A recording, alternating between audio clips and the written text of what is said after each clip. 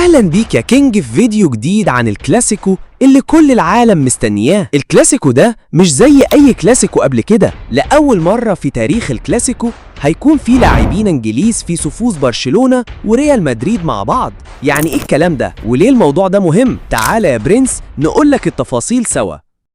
نروح بقى للأرقام الحقيقية، إحصائيات الكلاسيكو اللي حواليه آلاف القصص. الفريقين تقابلوا 260 مرة لحد دلوقتي. ريال مدريد فاز في 105 مباراة، برشلونة فاز في 104، والتعادلات كانت 52 مباراة. أما الهداف التاريخي للكلاسيكو يبقى ميسي في المقدمة ب26 هدف، وراها رونالدو ب18 هدف، وبعده دي ستيفانو كمان ب18 هدف. الكلاسيكو دايما كان أكبر وأقوى مباراة في العالم، مش بس في أسبانيا. على مدار التاريخ شفنا لاعبين من كل بقاع الأرض، لكن الإنجليز كان عددهم قليل جدا في الكلاسيكو، وده طبيعي لأن الدوري الإنجليزي ليه ظروفه. بس دلوقتي الموضوع اختلف والإنجليز دخلوا بقوة، وهنقولك مين هم بالظبط. الحكاية دي مش خيال ولا توقع، على أرض الواقع الكلاسيكو الجاي هيكون أول مرة يتقابل فيه لاعبين إنجليز من الفريقين، ماركوس راشفورد في برشلونة وترينت ألكسندر أرنولد في ريال مدريد، والصفقتين دول أعلنت رسمياً. برشلونة ضم راشفورد على سبيل الإعارة مع خيار الشراء لموسم 2025-26. أما ريال مدريد فأنهى صفقة ترينت في مايو 2025 علشان يشارك في كأس العالم للأندية. في برشلونة في موسم 2025-26 الفريق ضم الإنجليزي راشفورد، شاب موهوب مشهور بسرعته ومهاراته العالية، وبيقدر يغير مجرى اللعب في لحظة. الولد ده ممكن يلعب جناح أو مهاجم صريح، ووجوده هيدي الفريق طاقة وحيوية مختلفة. وراشفورد مش جاي علشان يقعد احتياطي، في الجولة التحضيرية في آسيا أظهر مستوى كبير لدرجة إن فايلك بيجهزه كبديل هجومي أو حتى كرأس حربة، خصوصا بعد إصابة ليفاندوفسكي الأخيرة. وفي ريال مدريد كمان عندهم الإنجليزي ترينت ألكسندر أرنولد، قوي بدنيا وعنده خبرات واسعة في البطولات الكبيرة، وهيكون إضافة قوية للدفاع أو نص الملعب. يبقى اللي بيحصل ده مش تطور في الفرق بس، لكن كمان سوق الانتقالات اتغير، وأندية أسبانيا بقت تركز على اللاعبين الدوليين، خصوصا من الدوري الإنجليزي الأقوى والأكثر تنافسية في العالم. وجود الإنجليز دول في الكلاسيكو هيخلي المباراة نار حقيقية، منافسة وإثارة وضغط على الآخر. الجمهور متحفز جدا، الكل عاوز يشوف هل الإنجليز دول يقدروا يثبتوا نفسهم في ضغط الكلاسيكو، هل هيساعدوا فرقهم يفوزوا، ولا هيبقى حضور شكلي. دي كلها أسئلة هيجاوب عليها الماتش نفسه، بس وجودهم أكيد هيغير شكل اللقاء.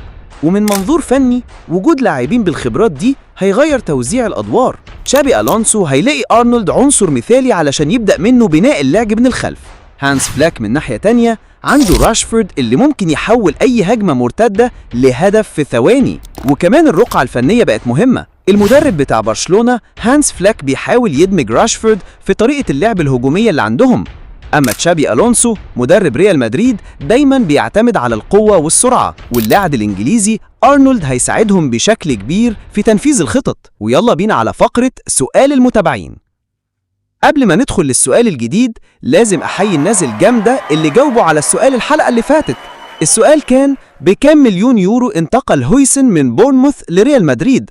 الإجابة هي ب62 مليون يورو، والناس كتير فاهمين الموضوع عدل. وخليني أقول الناس دي مش بس بتشوف، دول فاهمين الكورة من جوه. ولو اسمك ظاهر دلوقتي على الشاشة يا برنس فاعرف انك دايما في الصفوف الأمامية. فتح ودنك لأن السؤال اللي جاي تقيل وممكن تكون نجم الحلقة اللي جاية.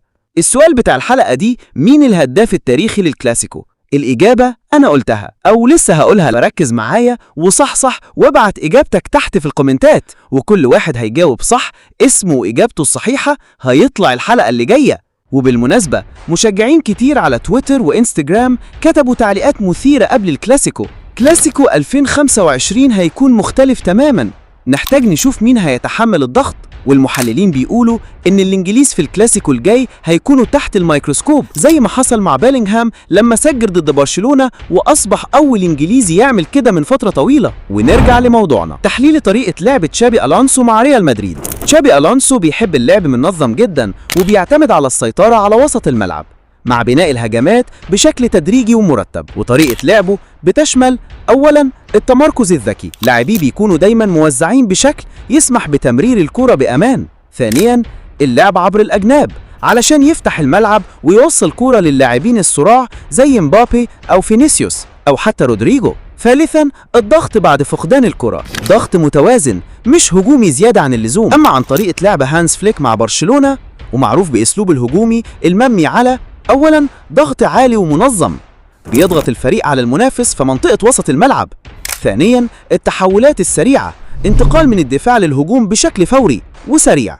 ثالثا استغلال الأجناب، معتمد على أجناح سريعة مثل رافينيا ولامين يامال، أو لاعبين شباب مثل بيدري. وبيتميز فليك بتوزيع اللعب بين الوسط والهجوم بشكل ديناميكي. تشكيلة الفريقين المتوقعة: أولا ريال مدريد بقيادة تشابي ألونسو، حراسة المرمى الأخطبوط تيبو كورتوا، الدفاع كاريراز، هاوسن، روديجر، أرنولد، الوسط بيلينغهام، فالفيردي، أردا جولير، الهجوم فينيسيوس، غونزالو غارسيا وأمبابي. ده بشرط إذا تألق غونزالو غارسيا بشكل لافت. هناك تنافس كبير في الدفاع والوسط في الريال، وده هيخلي المنافسة شرسة بين اللاعبين. ولو فينيسيوس ما تألقش، ألونسو هيضطر يغير الخطة ويشتغل ب4-4-2. أما عن تشكيلة برشلونة بقيادة فليك، في الحراسة الجديد خوان غارسيا، الدفاع بالدي، أراوخو، كوبارسي، كوندي، الوسط بيدري، ديونج، فيرمين لوبيز، الهجوم رافينيا، ليفاندوفسكي ولامين يامال. توقع مين هيفوز في الكلاسيكو القادم؟ برشلونة مع هانز فليك هيعتمد على سرعة الوسط والأجناب وهدوء ليفاندوفسكي قدام المرمى. ريال مدريد مع تشابي ألونسو هيكثف على تنظيم اللعب وامتلاك الكرة. المباراة هتكون نارية، لكن مع الضغط العالي لبرشلونة وأبداع لاعبيهم الشباب، هانز فليك هيقدر يحقق الفوز بنتيجة 2-1.